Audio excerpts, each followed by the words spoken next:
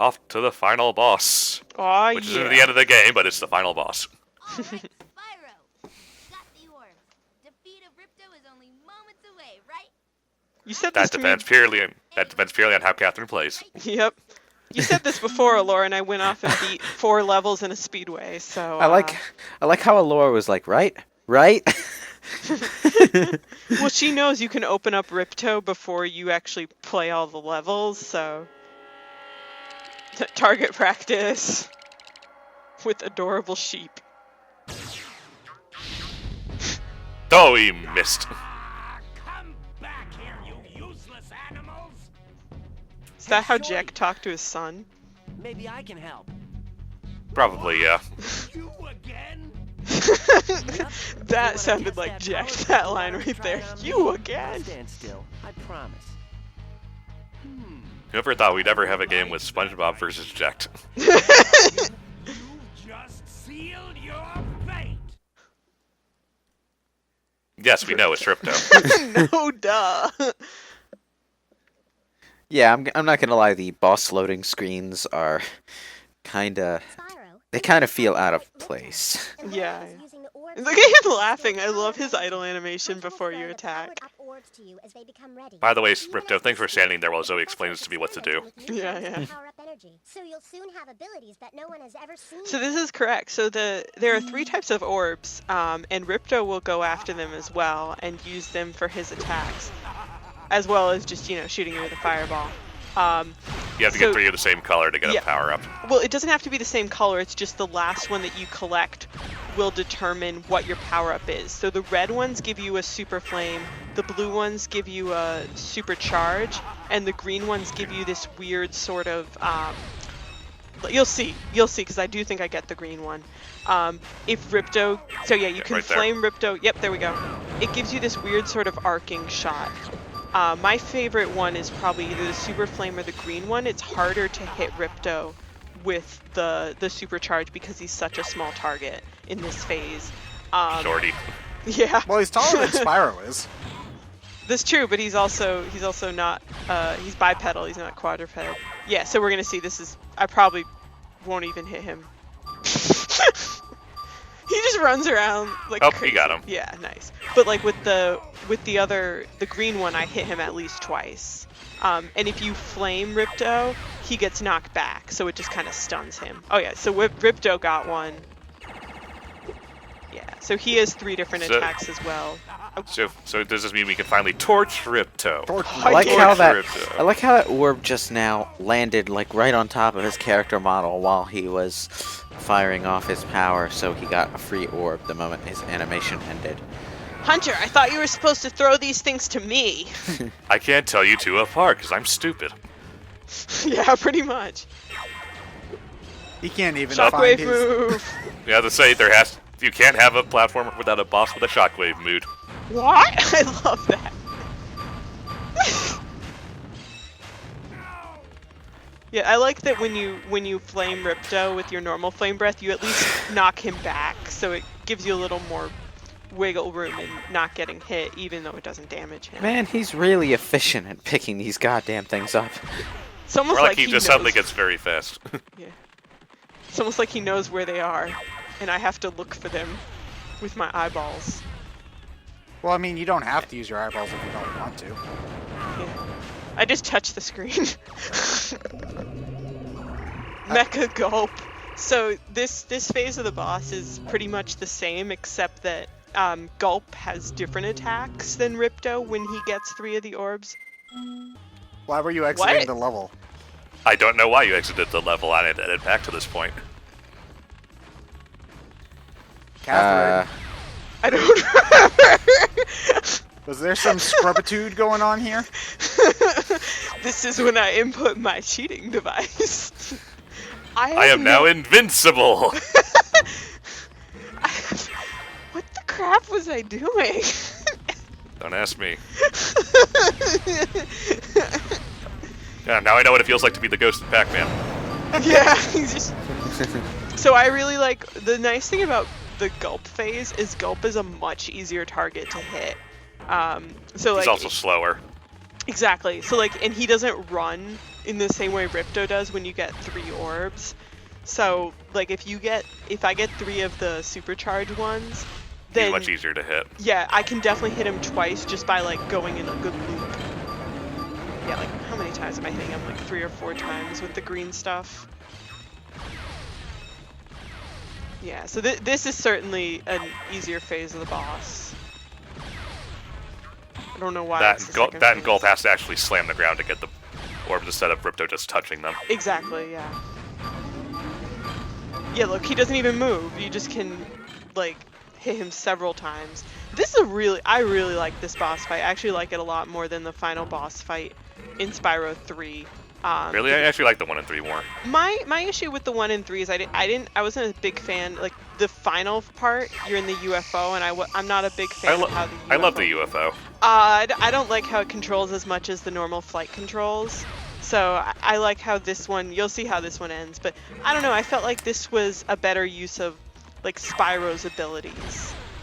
I mean, the 1 and 3 is still fine, but this just felt more like a tete-a-tete fight between Spyro and Ripto. Did you have the UFO before the final boss in Spyro 3? I don't remember. You used it in levels, but not like in the boss fight. I don't remember if you used it in any of the levels. Yeah, you did. Which one? I know you use it. I can't remember, but I know you bonus. do use it. You use it in the super bonus stage, but I don't. Yeah. But anyways, you don't use the UFO a lot. The big usage is the final 2 fights with the sorceress, because you have to fight her twice. I remember this part was hard. It's a lot of fun though, like just the fact that it's the Super Flame, Super Fly power up. It's unlimited. You've turned into Super Spyro. Yeah, pretty much. Oh! Well, you did get the golden orb, so. Yep. So yeah, you just kind of have. It's a bit hard to hit Ripto because he's flying pretty fast on his robot bird, but you get the hang of it after a while. This kind of 3-dimensional aiming is a little hit and miss, for want of a better word. Yeah, I think the arena's pretty big he's a fat target. Yeah, but the arena's pretty big. There's actually one of my favorite challenges in Spyro 3 is in Fireworks Factory. There's a part where there's a Super Fly, Super Flame power-up, and you have to use it to kill these 2 dragons that are in like multiple segments. So each time you hit, it's like a Chinese-style dragon, so it's like very serpentine-looking. And each time you hit the dragon, one of its segments falls off, and you have to keep doing that until you completely destroy them. And if you wait, they regenerate. So yeah, I really like that challenge. Yep, he's gone. Yeah, Bowser can come back from that and want to get Ripto. And he'll never come back. Never again. Defeated. He totally won't be in, bad Spyro game that comes after Insomniac left the series. We completed the enclosed instruction book. And just shoved the gem into it. The last 21 parts were all just the instructions. Now it's time for the real game. Ripto was the prologue boss. I suppose you have to go now? Kingdom, and then up from the title screen comes Kingdom Hearts 2. Oh no.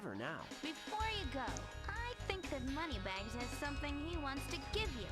I most certainly do not. Hunter? Hunter actually did something for once. Yeah, even He if it sat was on him. sitting on his fat ass. Very sorry that you Yep. paid so much on your way through Avalar. We Moneybags wish is you not could sorry use at all, every Laura. word, Don't but lie for him. Wow, thanks. Sparks, can you grab him? Sparks, grab all those gems. Type in the core. I must hit these buttons with my pencil because it's glued to my hand. To Dragon. Hey, why don't you guys come I haven't away? used my fingers in years. I'm afraid we can't, Spyro. Ripto may be gone, but he caused a lot of damage during his short stay. Meanwhile, Laura doesn't even have fingers. Just Nope. remember, though, that you can always get back to Avalar from Dragon. From Dragon what? Yep. All right, let's go on vacation. So Let's apparently, go to the beach. so Catherine, apparently, at least people in the comments say that it has something to do with playing the game on your PS3 that's causing this Yep. issue. Yes, I saw that, and someone forwarded me a video where someone else had the exact issue in certain cutscenes. Yeah. So, someone asked in one of the comments, why didn't I get the PlayStation Network, buy it from the eShop? I mean, number one, I had the disc, so I was like, I don't really Why buy want it to pay. again? Exactly, and I didn't know what the cause was, so I wasn't, and it was inconsistent. It doesn't always glitch out on every cutscene, and it doesn't always glitch out in the same way. So I didn't know if it was going to come up as an issue when playing the game. And I thought it was pretty funny anyways. It So was harmless funny. It's not like it's a big deal because it's Spyro. Bad guy does bad things. Go stop him. Yeah. So it's purely a disc reading problem.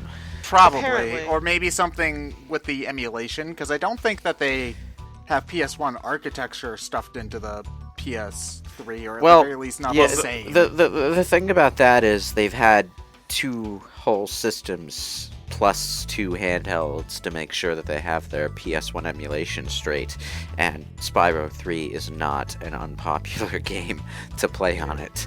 So At the very least, the screen isn't several shades darker for no good reason, like NES games on the Wii and Wii U Virtual Console, which is Well, that's probably an issue with the fact that those were meant to be played on CRTs, and CRTs are significantly brighter than HD TVs. So they explain NES Mini then. Yeah, no, the NES Classic Oh, seriously? the NES Classic is the right brightness.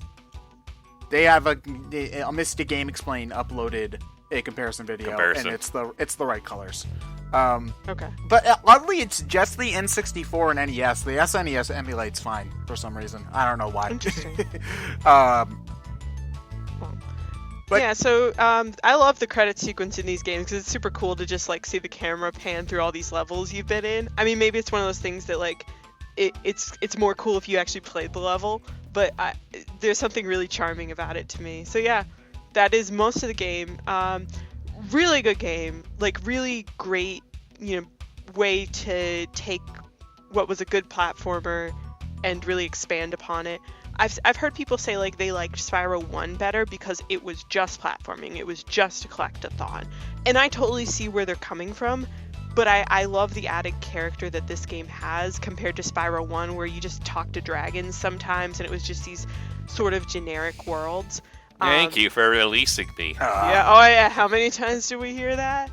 So yeah, I think this is a great game. I prefer 3, and that's partly nostalgia because I think 3 is my favorite too, but I haven't played it in forever. So yeah, I mean it's partly nostalgia because 3 was the first one I played, but it's partly also that I like a lot of the challenges better in 3. I like the animal buddies in 3. And I like the level designs in 3, because they really tried not to reuse level tropes straight up. So we have a desert palace level in this game. In 3, we don't have the closest thing we have to a desert level is we have a desert ruins, which is it feels very different. So it's not the issue that seems to be the case in a lot of Mario games where it's the desert level always looks the same, the ice level always looks the same. Yeah, I really appreciate how Insomniac takes, so they're going to have a level with, snow, but it's going to be a very different level with snow. In this game we had Crystal Glacier, which had the little people with their parkas. In Spyro 3 we have Frozen Altars, which has number 1 the ice breath mechanic, which is really inventive, but also it's a more sort of, it almost looks like Aztec temples, actually, which is ironic. So every level in this game and in Spyro 3, it feels super unique. And I just felt, for me, the levels in 3 were slightly better. Also, we don't see this as much because of the editing. But if you revisit a level in 2, you basically have to run through the entire level again. Whereas in 3, they made it much easier to backtrack. They basically gave you a shortcut to the end of the level. So if you needed to go back to complete a challenge, it was much easier.